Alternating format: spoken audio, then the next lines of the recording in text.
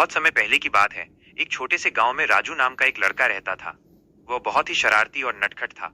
उसे हमेशा नई नई चीजें खोजने का शौक था। एक दिन वो जंगल में घूम रहा था कि उसे एक पुरानी और चमकीली बूटी मिली। राजू ने उस बूटी को उठाया और उसे ध्यान से देखा। बूटी से एक अजीब सी रोशनी निकल रही थी। उसे समझ नहीं आ रहा था कि ये क्या है, लेकिन उसे महसूस हुआ कि ये कोई साधारण बूटी नहीं है।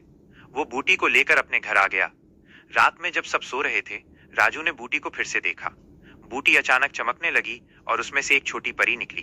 परी ने राजू से कहा, मैं एक जादुई बूटी की परी हूँ। जिसने मुझे ढूंढा है, मैं उसकी 3 इच्छाएं पूरी करूंगी। राजू ये सुनकर बहुत खुश हुआ। उसने अपनी पहली इच्छा मांगी, मैं चाहता हूँ कि हमारे गांव में कभी कोई भूखा न रहे। परी ने अपनी जादुई छड़ी घुमाई और तुरंत गांव के सभी घरों में स्वादिष्ट भोजन भर गया। राजू ने अपनी दूसरी इच्छा मांगी, मैं चाहता हूँ कि गांव के सभी बच्चे अच्छी शिक्षा प्राप्त करें। परी ने फिर से अपनी छड़ी घुमाई और गांव में एक सुंदर स्कूल बन गया, जहां सभी बच्चे खुशी खुशी पढ़ने लगे। अब राजू की एक और इच्छा बची थी। उसने थोड़ा सोचा और फिर परी से कहा, मैं चाहता हूँ कि ये जादुई बूटी हमेशा हमारे गांव के पास रहे, ताकि कोई भी जरूरत पड़ने पर इसकी मदद ले सकें और हमारे गांव में हमेशा खुशहाली बनी रहे।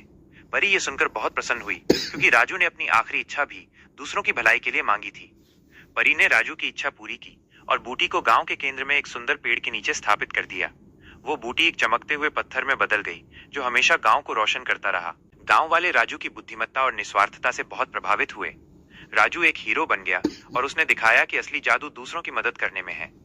गांव हमेशा खुशहाल रहा और बूटी की कहानी पीढ़ियों तक सुनाई जाती रही।